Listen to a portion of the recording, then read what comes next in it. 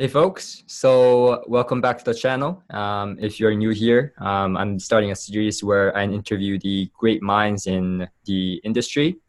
And I started this because I was bored at home. I watched so many Netflix and gaming stuff, and then I thought, hey, instead of always seeing my ugly ass face on this channel, why don't I invite some of the more attractive people in this industry that have really grown this industry. So today we have Nelson Paz with us, and so welcome, Nelson.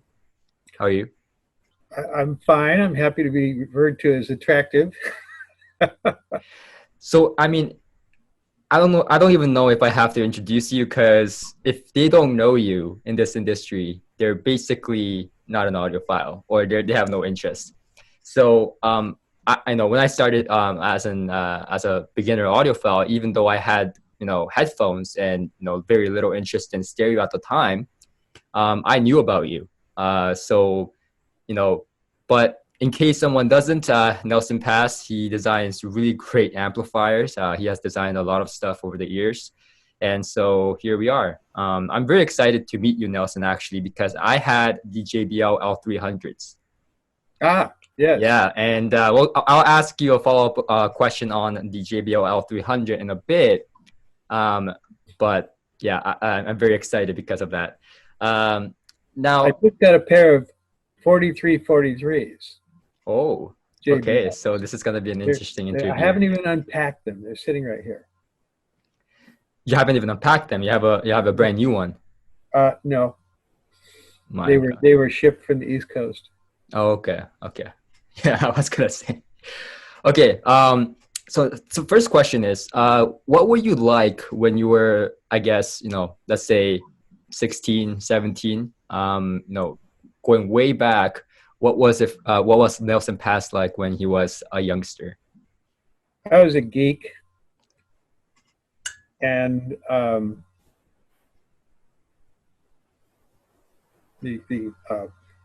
the school was very easy for me because I'm a bright guy, and so uh, mostly though probably socially immature. And my sense of humor didn't necessarily correspond to that of other people, and so on. And but I slowly grew out of it and became, a regular sort of person, and here I am. Okay. So, well, did you have interest in audio when you were very little, or how did the passion grow? Well, I grew up with audio. My mother had a decent record collection, and so it was not at all difficult to be exposed. And in the 60s, as I became a teenager, rock music was starting to become a big part of my life. Started out sometime around the Beatles, I suppose. And so I ended up, getting a small hi-fi, and then I had to build myself a nicer pair of speakers for it, which I did out of cardboard with some full-range speakers. And just slowly built up hi-fi equipment until it got to be pretty decent. And by the time I went to college, I had a Gerard turntable, and I had a modified Radio Shack amplifier, and I had some speakers that were two ways, and so that was halfway decent. But I fell in with a bunch of people who were crazed audiophiles, and they quickly introduced me to the much higher price spread, which I couldn't afford. But these same people were into building their own gear wherever possible. And so it became quite easy for me to get involved in that. So around 1969 or so, I was starting to build things. I Awesome. guess that's just that's 50 years ago. And so I just fell into it. I really enjoyed it, and I continue to do so all my life. So, obviously you've built many amplifiers and, even speakers over the years. Do you remember your first amplifier that you've ever built and you thought, what did you think of it and what was it? The first amplifier I ever built, I had help on, and it was a design by Peter Wehrbeck, who I later worked with at ESS. And it was a variation on the RCA circuits. It was probably most similar to a small version of what Phase Linear was doing at the time. And after that, I built a couple of kits. I had built some small, Heathkit stuff earlier on, but we're talking about something that's actually mine. And this one wasn't truly mine, but that was the start. The first amplifier I built as a design from scratch would have been, I think, in '72, a couple years later. In which case, it was an original circuit, and it had some interesting things about it. In fact, actually, it was the first prototype for what later became the dynamic bias amplifier that started out Threshold, and that was in 1975 when we actually shipped something. But that was my own. In fact, I had that up until recently. I don't know what happened to it, but I moved and it seemed to have vanished. But I actually kept that amplifier around for a very long time. It was the ugliest amplifier you ever saw, but it did work. And it was mine. So what was the first speaker then that you owned, I guess? The first speaker that you've ever heard that you thought was, wow, this is great. This is something that I want. Well, I have to say probably was ESS. I had a roommate with JBLs before that, and he had what would have been let's see, I think they would have been called L200s. They were like an L300, but they didn't have the tweeter. Yeah.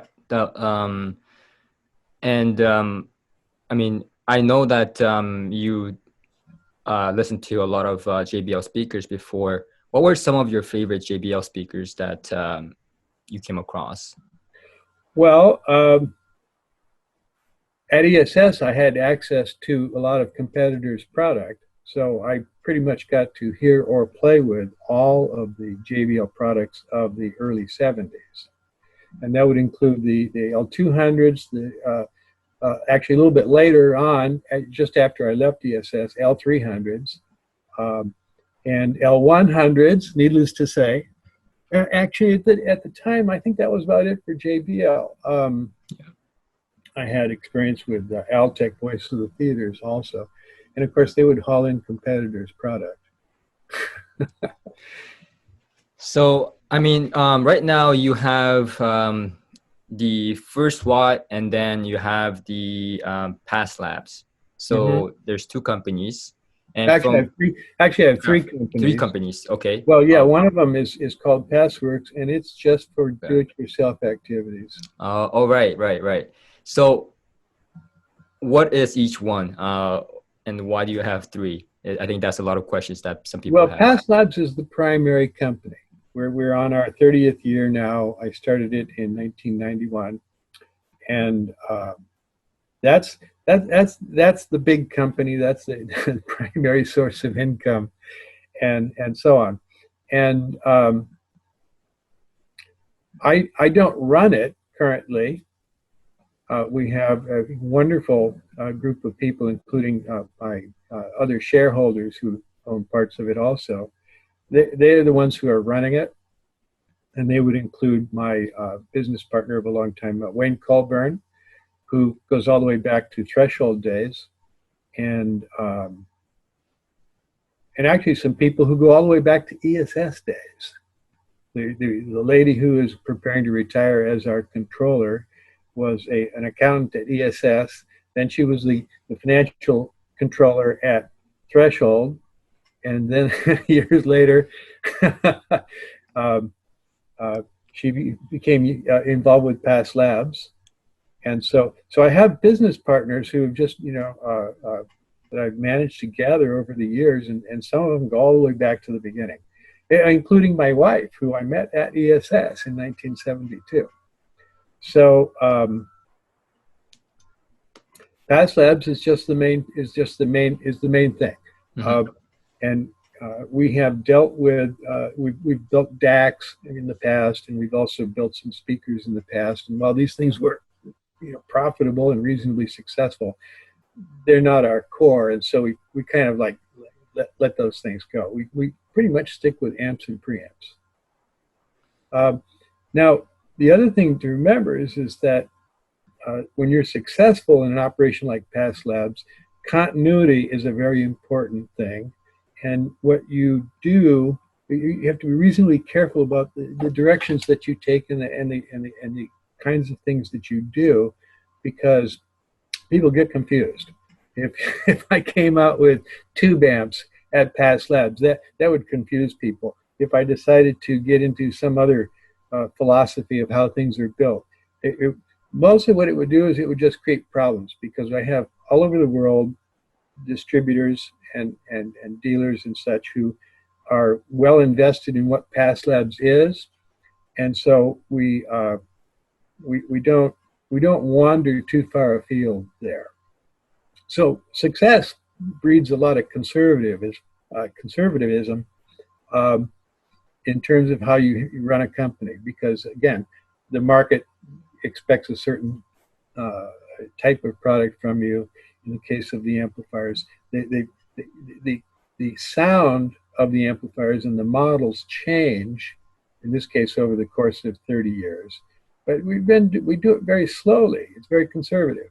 So, for example, the X and XA amplifiers were launched in 1995. They were updated in 10 years later. And then they were updated again 10 years later after that, which was about 4 or 5 years ago. So we're very conservative, and not only that, but the updates are not wild and crazy. It's just a form of evolution in terms of the products that we offer. That said, I love to create amplifiers, and for that matter, I love to play with speakers too. So I decided to create an outlet for this, a little company that I named First Watt. And it was named after Dick Gulsher's saying, which was, who cares what an amp sounds like at 100 watts if it sounds like crap at 1 watt? The first watt was the important watt. And what I wanted to do was play and have a little operation where I could get the product out so that, first off, it didn't cost me to play. But secondly, I get the product out because the reaction of the buying public is an important element of experimenting with product. So I just decided to build whatever amplifiers I wanted, and I didn't have to worry about whether they sold or not. I didn't have to worry about making money. And so I decided that it would just be, what I did was I had Desmond, who's currently the president of the company, design me up a nice little chassis. It didn't cost too much. And I bought 2,000 of them. In fact, I still have some of those after what, 5, 6, well, let's see. It's been a lot of years. I got to look. But I mean, First Watt was formed in 2000, I think, or maybe 1999. In any case, it's been around for almost 20 years. And I decided that I would just do something different each time, but it would fit it into this chassis. And mostly I was looking also at low power, because First Watt, that's appropriate.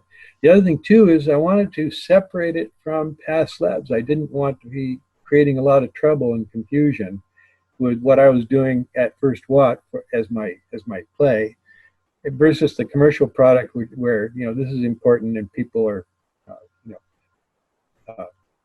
people are trying to conduct business. So that's what I did. I think I've made about, I don't know, maybe 13, 14 amplifiers, different amplifiers. And I decided that I would just cut them off at 100 units, which I did until years later. We launched something called the J2, which was a single-ended Class A powered JFET amplifier. It was so popular that they wouldn't let me discontinue it. So we are just wrapping that up now because we finally have a product that's going to actually replace it. But still, for the most part, we kept down to low numbers, and then when we're done, we set that aside. And I have a short backlog of prototype amplifiers that are all candidates for the next thing. The next thing will be the F8, and it'll be out here in a matter of a couple months. Awesome. So now, right now, currently, I have the first watt F7 that I guess Brian sent me to review. And so why don't you save me a little bit of trouble for my review and explain the design philosophy behind it, the use of lesser components or less count of components and so on. Well, the first watt philosophy, and it's actually been my philosophy for all product wherever possible, is that the good sounding equipment tends to be simple. Real complicated equipment tends not to be simple. I'm sure that there's exceptions, but this is something that I have observed. But on top of that, simplicity appeals to me personally as an aesthetic. There have been, so first of all, amplifiers tend to be 1 or 2 gain stages. They tend to be all low wattage. They're all Class A.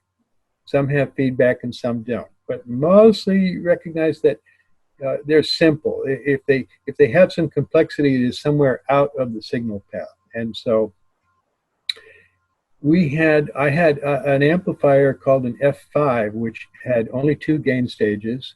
It had 2 input transistors and 2 output transistors, and some resistors and capacitors and so on. And it delivered 25 watts, Class A push-pull, and it was quite a good amplifier. After I built 100 of them, I just let it go. Although people are still DIYing that. On DIY audio, they've got a whole thread, and it's actually been an extremely popular amplifier. I think it's it's up around, well, it's well past 1 million views. Anyways, the years go by, and it is it's like years ago now. The years go by. It was always an attractive proposition for me, and but there were elements about the F5 because of the kinds of transistors that it used, which were known as vertical MOSFETs for the outputs. It required temperature compensation. It required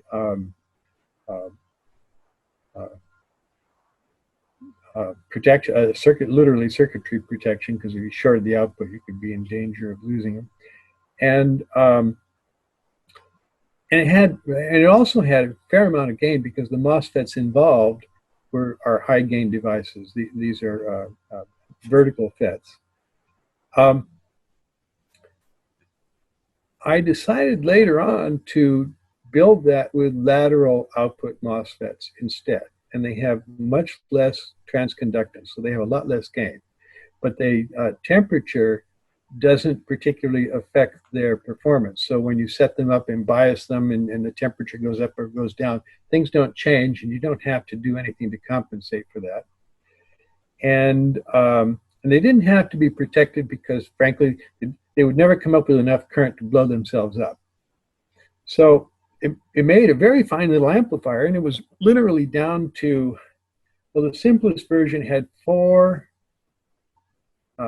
resistors, 2 potentiometers, 2 input FETs, and 2 output FETs. And so it was very, very simple. Beautiful little amplifier.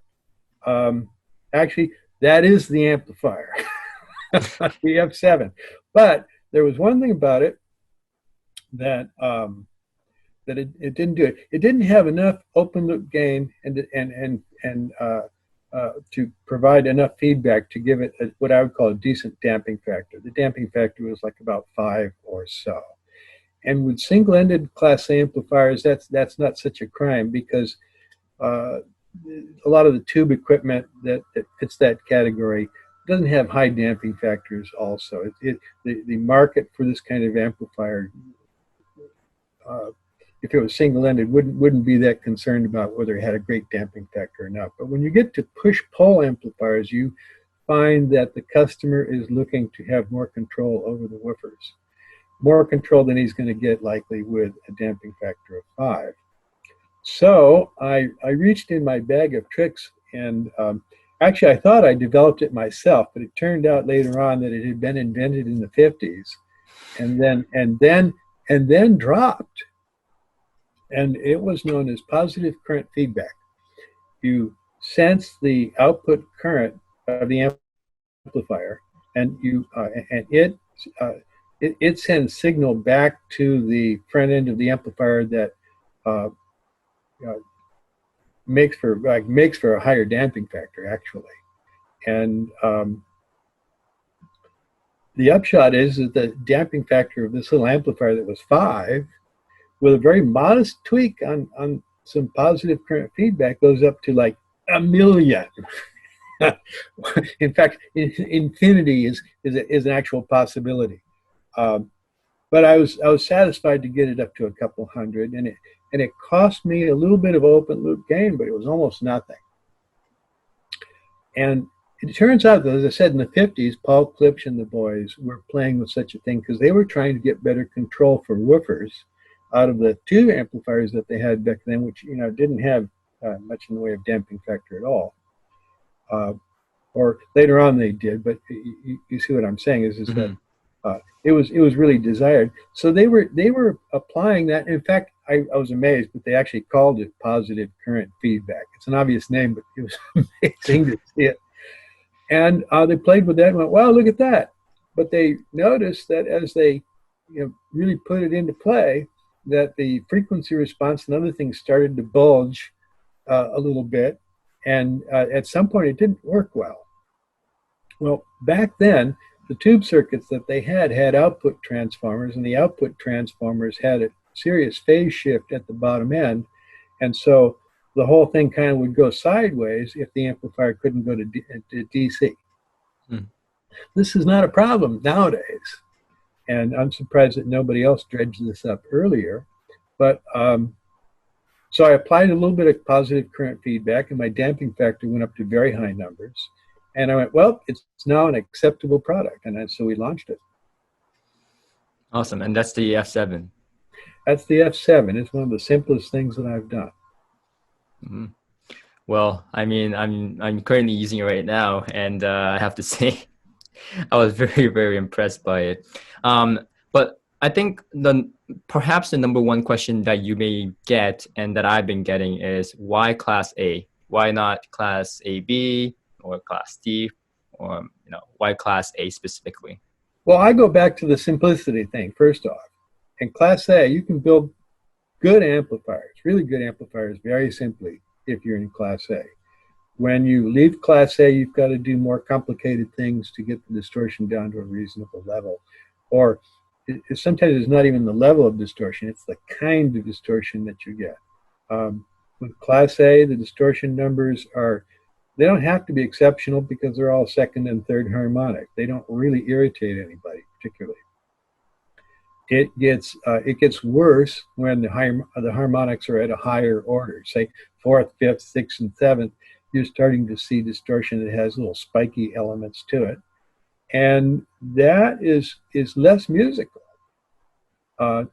depending on what kind of music you listen to. But in general, it's less musical. It's mostly, so yeah. It has to be removed a little more efficiently. Class A gets you past all of that, and so it's not efficient. And being not efficient, it also means that it's expensive to do high power.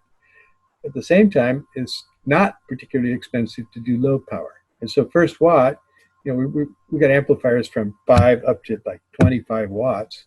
That's not such a big deal. The other thing too is that the other end of the philosophy is that this comes around when people were arguing about feedback. And Bart Locanthe of JBL, in fact, JBL of that era, the late 60s, he did the amplifier. He did the Class A, not Class A. He did the push-pull amplifier for JBL, which had the, what do they call it? I've forgotten what they called it. They had a name for the output stage. Oh, maybe it was T-circuit. In any case, it was just simply a complementary follower. But it was very advanced for the time. It was one of those landmark pieces.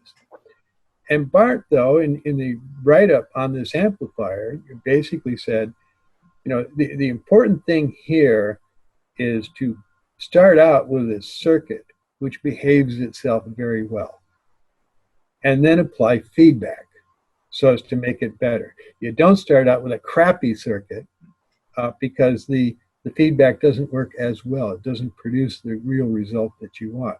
So Class A is just simply the best fundamental way to begin if you can afford to go that route.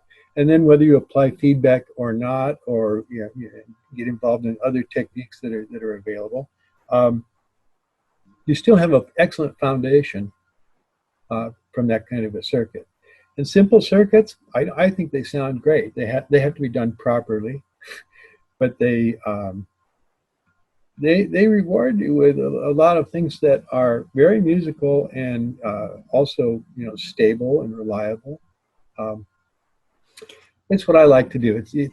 Everybody gets a choice about what kind of approach they want to take.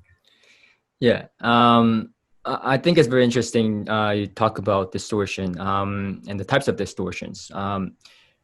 Now, a lot of the things that people are. I think that the question they have is, what type of distortion? And I know you mentioned second order and so on and so forth. But what type of distortion is important to keep down, and what kind of important distortions do you let through in your products? Like, do you lower the second harmonic distortion to a certain level, or how do you control for that? Well, in some sense, you can control a lot of it based on your choice of devices and the topologies that you pick. When you're running Class A, it's a lot easier because it naturally will give you typically mostly second and third harmonics. If it's a single-ended Class A, it'll be a second harmonic, and if it's a symmetric push-pull circuit, it'll tend to be a third harmonic. And there are some other subtleties associated with the timing of these harmonics, the phase of the harmonic, and but you get some interesting effects. I mean, in the case of second harmonic, if you have what I would term positive phase second, and by that it means that whenever the signal peaks, whichever the direction plus or minus the signal peaks, you find that positive phase has increased has put out a second harmonic who's peaking positively at that point. And then negative phase would be the opposite. Now, if you introduce a little bit of second harmonic of either phase into a typical musical signal, if it's very complex stuff, then it tends to mush things up a bit. So there's certain types of listening you would be more inclined to go with this stuff. However, if it's positive phase and you're listening to vocals and instrumental jazz is an excellent example. You tend to see the image, and your sense of nearness tends to increase. In other words, the sound, especially in the mid-range, it becomes a little more forward, a little more in your face, but at the same time, it's a little more intimate. If you have negative phase, it tends to give you the illusion that the space has expanded back a bit, and it's kind of interesting because you again have the illusion that you can place sounds and locations a little better.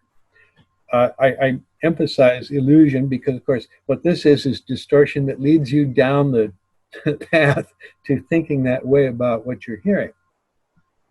Third harmonic, positive phase third harmonic, where the amplitude is increased on the harmonic at the same time that the amplitude is increased on the fundamental, tends to be actually a little expansive, because what it actually is, it's almost like it's decompressing the sound ever so subtly.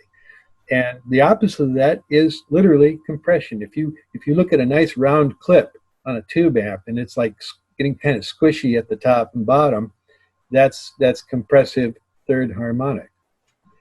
The thing is that some people like second, and other people like third, and sometimes it depends on what they're listening to, and sometimes they're better off with nothing, no distortion at all. It's an issue of personal preference. Most of the time, we find that people who are listening to these things, hearing them, and enjoying them are at distortion levels that are, still less than 1% or so.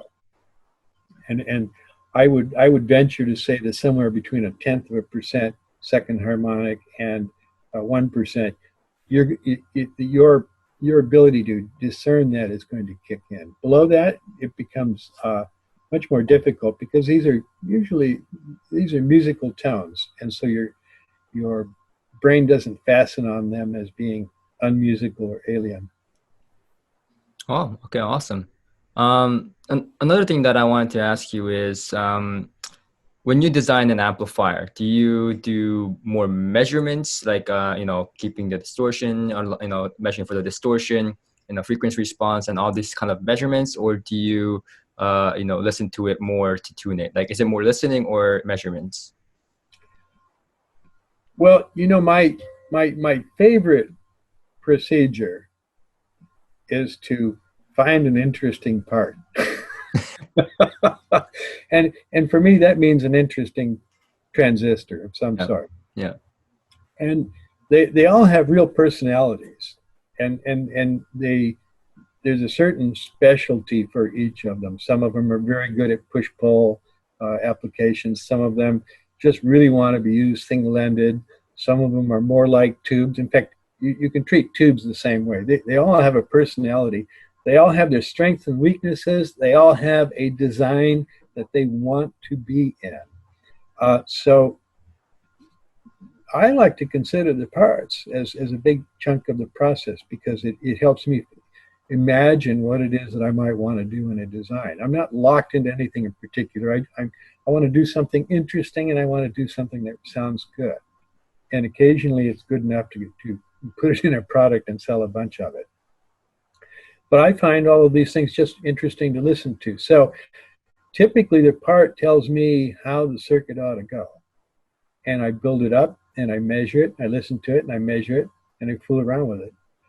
At some point, if it's looking really promising, I will start sending it off to other people to listen to as well. Awesome. So I want to talk to you about the JBL. What made you? Because I know you did the JBL L300 crossover upgrade. Yes. You don't do that anymore, right? Do you still do that? Work with JBLs? Yeah. Well, actually, I do. Oh, you still do? I just got a pair of 43s.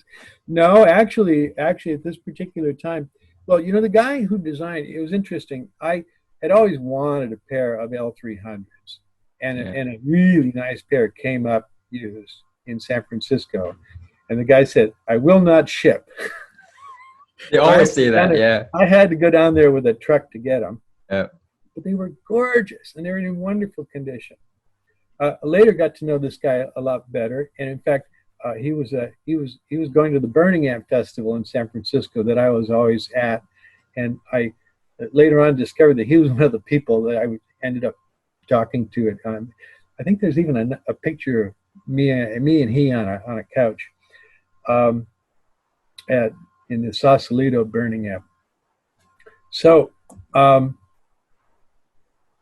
When I was at ESS, I had the chance to play with the crossovers of things like an L100, and I went, I'm going to make it better. I think I'll improve it, and because by the way, that's what I did at ESS. Is I designed crossovers for the most part, and so I took these apart, and I sent the wires outside so that I could play, and I proceeded to measure and listen. It's the same old thing, and I worked up a crossover.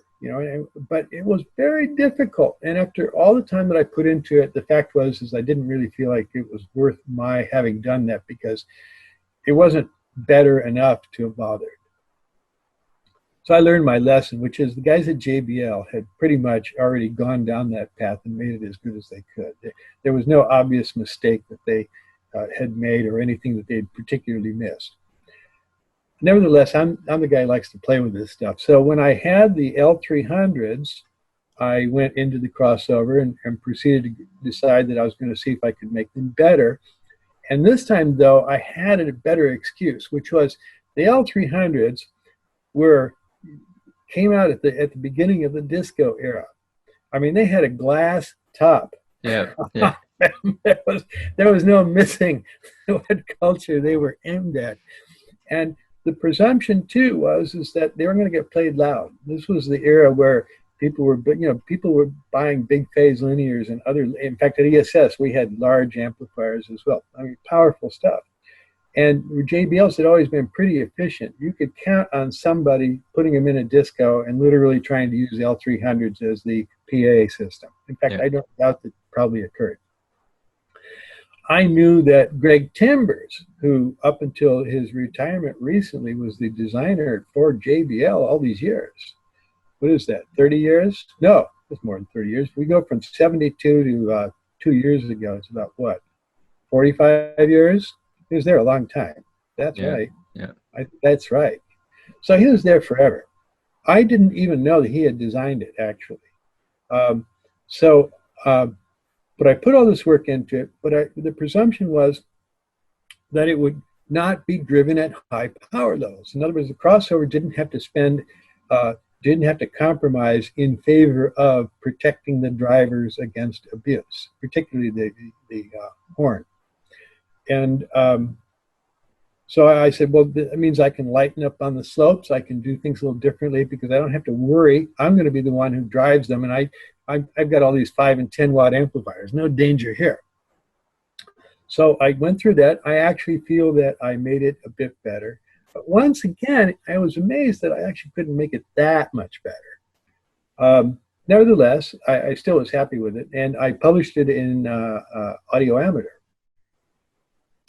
And interestingly, subsequently, I got to know Greg Timbers through another connection and another project altogether.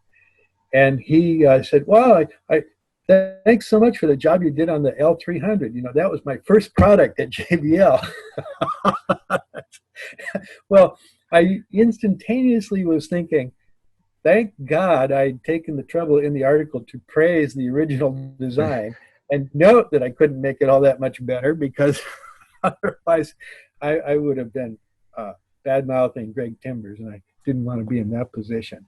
Anyways, actually, currently I have a couple of different active crossover projects that are for those generations of JBLs and up through the Everest series. And I have an acquaintance in Australia who is preparing to manufacture product, active crossover for those JBL products specifically. And he has managed to get Greg to participate in the specification and design of the active crossover. So actually, I've got the the motherboard for one of them right here. It looks like this. Oh my! It's like this one accommodates the Triumph on the Everest. So actually, I'm still involved with JBL. Awesome. That's great to hear that. Another question that I think a lot of people have in this industry is how important is, measurements?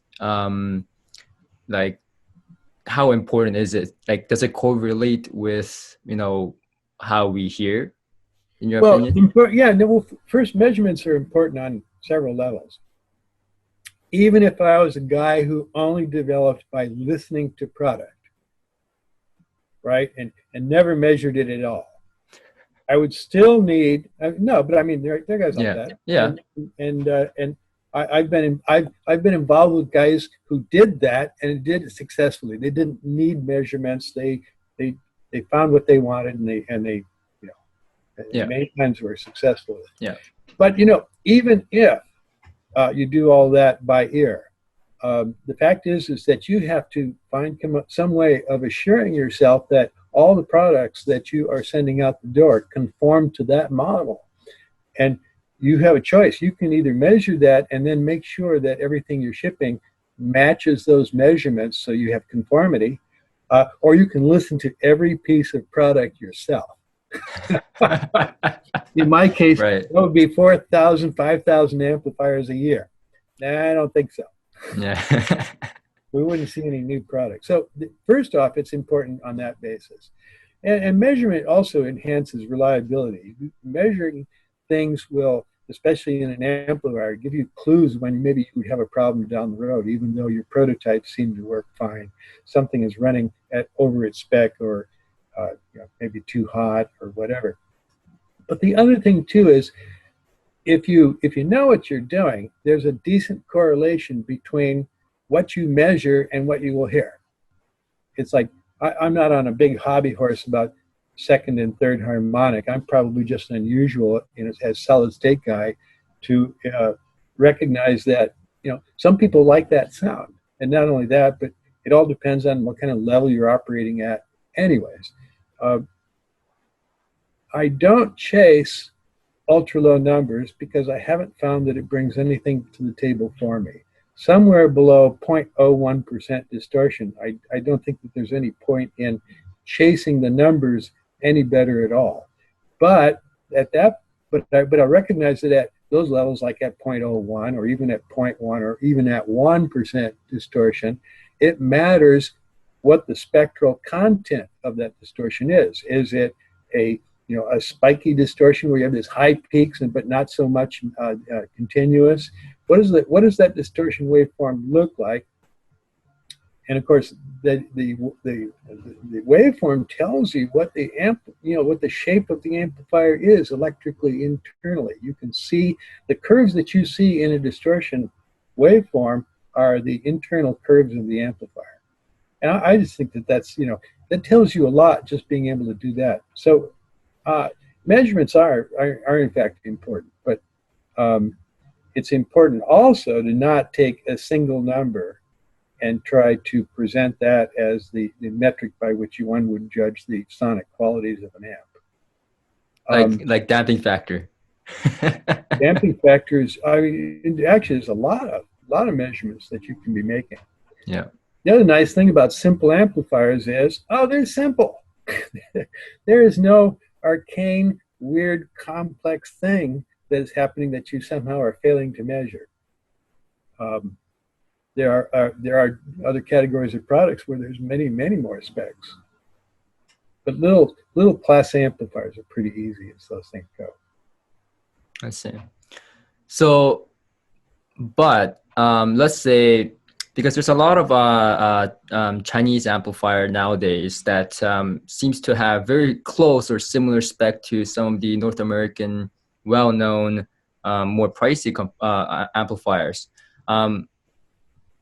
If the spec on paper, on whatever the frequency response or distortion level they posted and stuff like that seems, and damping factor and stuff like that seems to be similar, as a consumer, should they be going for the less, should they be assuming that they sound similar?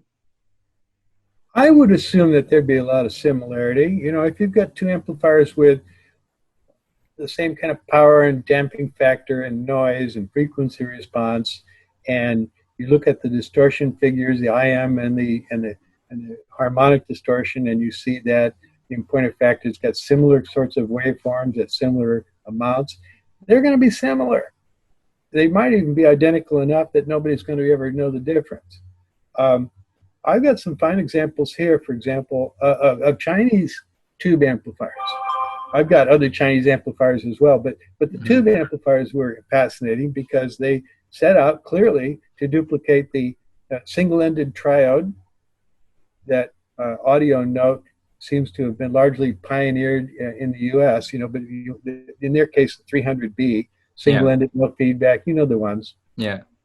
Well, these inexpensive Chinese single-ended amplifier, it met the same spec as the other kind of product that it was designed to replicate, and it sounded like that, and yet it was coming in at 1/5 the price. They also made a push-pull, and same thing. You know, it was very, very similar. Now, uh, there are cultural things involved here in terms of how people look at it, and of course, one of them is that the consumer has a tendency to spend a fair amount of money on really nice hardware, Yeah. and really expensive hardware is one of the first areas where the cuts occur when somebody's trying to make something at a lower price. There's the appreciation of these products occurs on a couple of levels. I mean, there's the actual performance that you wouldn't be able to know in a blind test, and then there's the look and feel of the product, and the story of the product enters into this too, because people they they they they like stories about what it is that they're experiencing. Yeah, for sure. So all of that figures in, but in point of fact, there's plenty of stuff out there that's very inexpensive. That's quite good. That's I think what you just said there is practically what the viewers wants to hear, and point blank, very honest. Well, I get involved with it. I cater to that by virtue of DIY. Yeah. I publish a lot of DIY designs, and I produce circuit boards and so on. These are the cheapest guys, but Yeah. they're the happiest audiophiles I know. Yeah. Yeah. They're I building themselves. yeah, yeah. I remember when I tried to DIY amplifier kits and ruined my first one. I was very miserable. I was very sad, but the accomplishment is definitely there once you get to it. So I guess, I mean, I guess that's pretty much it. I mean, we've been talking for about an hour. Is there anything that you want to add to this interview? Something that you want to talk about? No, you No, can. that's it? Well, I can't think of anything offhand. Right, I'm much better at responding to people. right. Well, I mean, I think one thing that I wanted to ask you personally before we end this is, have you heard, Sensui and Pioneer and stuff like that, that people normally paired up with the JBLs back in the day? Well, I actually spent a year Mm-hmm. as a service. In fact, I managed the service department at a chain of hi-fi stores. Yeah. Uh, this was in Sacramento, so I got to see a lot of the insides of Pioneer and Nico and Sony and Macintosh and a few others. Sensui.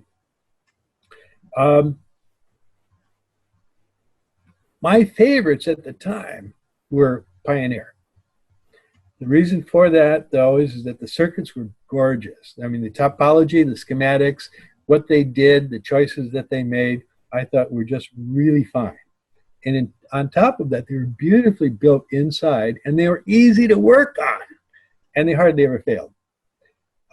Sony was a little less sophisticated internally on its construction, so it was a little harder to work on. The layout wasn't exactly as convenient, whereas the Pioneers were just wonderful for that.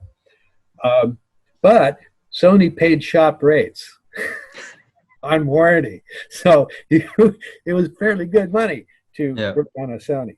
Yeah. And rarely, it was a treat if you ever saw a Macintosh amplifier. Yeah. Not big, and also the replacement parts that they sent were just so gorgeous. We basically would steal them and build our own amplifiers with the transistors.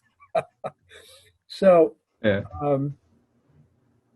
the Sansuis, a lot of guys were buying Sansuis in the PXs offshore, in Southeast Asia. This was during the Vietnam years, and unfortunately, it would seem that at the time, the Sansui product that was being sold in the PXs was not as reliable as it could have been.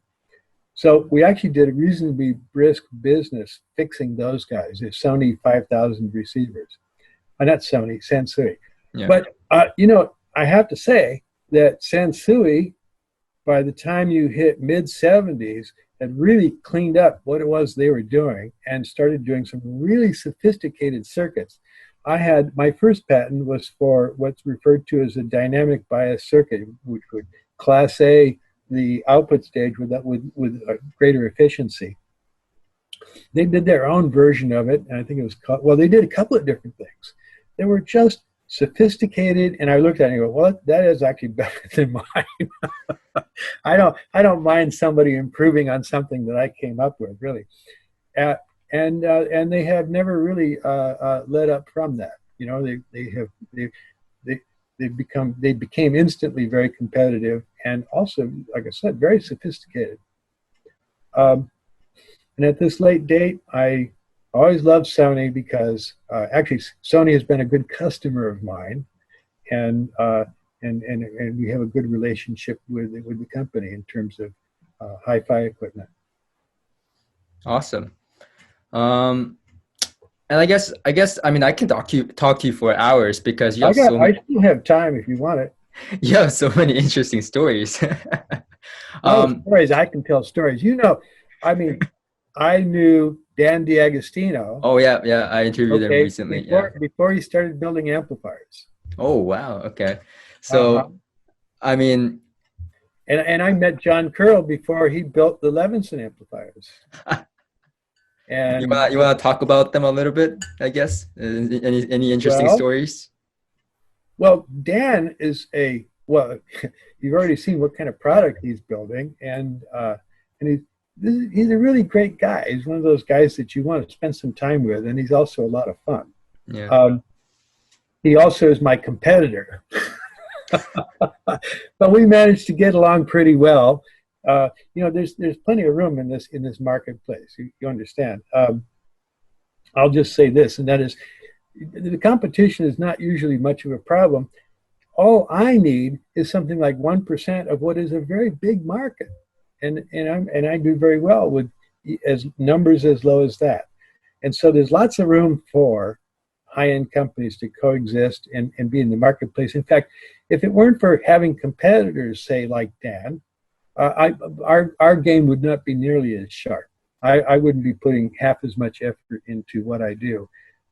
But the competition does improve the products all around, just because you have somebody that you have to match or beat in, you know, if only for even if only for as a matter of ego.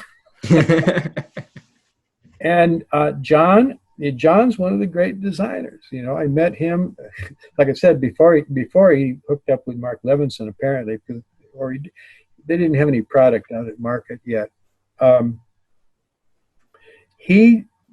my case, I particularly appreciate that the very first circuits that he showed and put into product, apart from some other stuff he'd done with Ampex and earlier, were very sophisticated, and especially for the time. He developed what we call the John Curl input stage, which is a quad of complementary JFETs, little JFET transistors, which self-bias and form this extremely elegant input stage, which processes the input and the feedback for the amplifier, and sends it off to even more very simple circuitry that performs extremely well. I have been using variations of that input stage for, I don't know, 20 years. You know, and that's my favorite topology. And he isn't the first to have actually made a quad differential input stage, as far as I can see, but he was the first guy to do it so elegantly and with the self-biasing JFETs, because the 4 transistors did the whole job standalone. They didn't require external support circuitry to do their job. So that was the thing that I liked most about what John did. And he just simply has gone on to do one great product after another. And let's see, I don't know who else is out there. Some of these guys I don't know all that well. Jeff Rowland. I met Jeff Rowland ages ago when I was doing a seminar at Boulder Sound Gallery in Boulder. I mean, this is like it was mid-70s, I think. And so I did the seminar. It was great. And afterwards, people hanging around and talking. And this guy who comes up to me, and he's like the tallest guy you ever saw, you know, and he just kind of looms over you. And he goes, you know, this is really fascinating. I think that I'd like to get involved in doing something like this. I said, well, that's really great. You should do that. Well, it was Jeff Rowland. And he went on to do precisely that. Oh my goodness. Let's see, who else do I know? Well, I've met a lot of guys.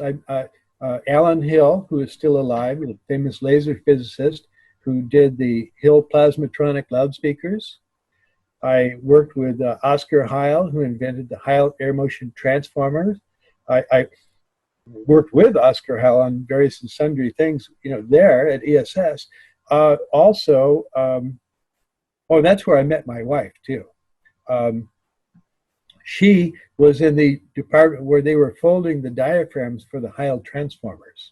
And I had set up a test rig so that they could measure all of the diaphragms that, you know, came off the product line, because they weren't all perfect. And I was going to school by day and working by night. And she was there at night because her husband was working the late shift, because they were running double shifts. They were so busy. So she had nothing else to do. I said, well, hey, you look like a smart kid, you know. Come over here and I'll show you how to work all this equipment measuring these diaphragms. And then, of course, after that, I didn't have to do it. And she had a new job. And so years later, she joined Threshold after several years after I left ESS. And she has she's been with me ever since. Let's see.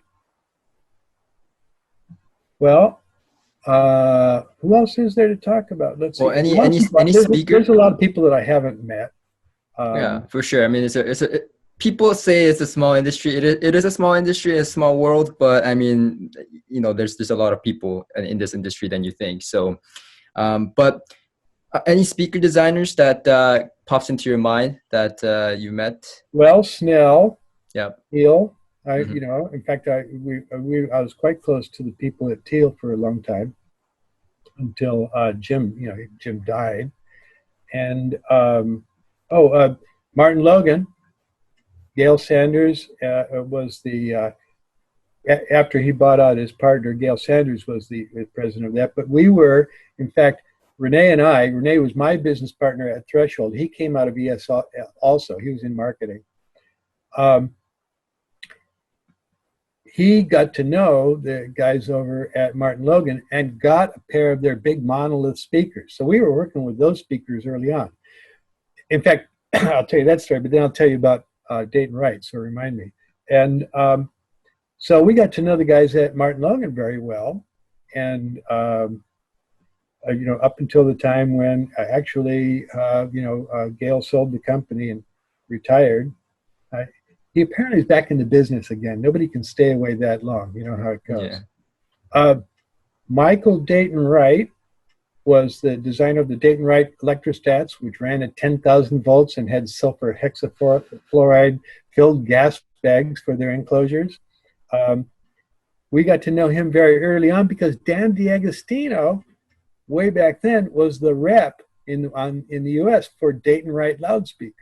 Right. Yeah, he talked about that. Yeah, and interestingly, the person who was later to become my business partner over two spans of time, and who was at Krell in between those two times, Joe Samet,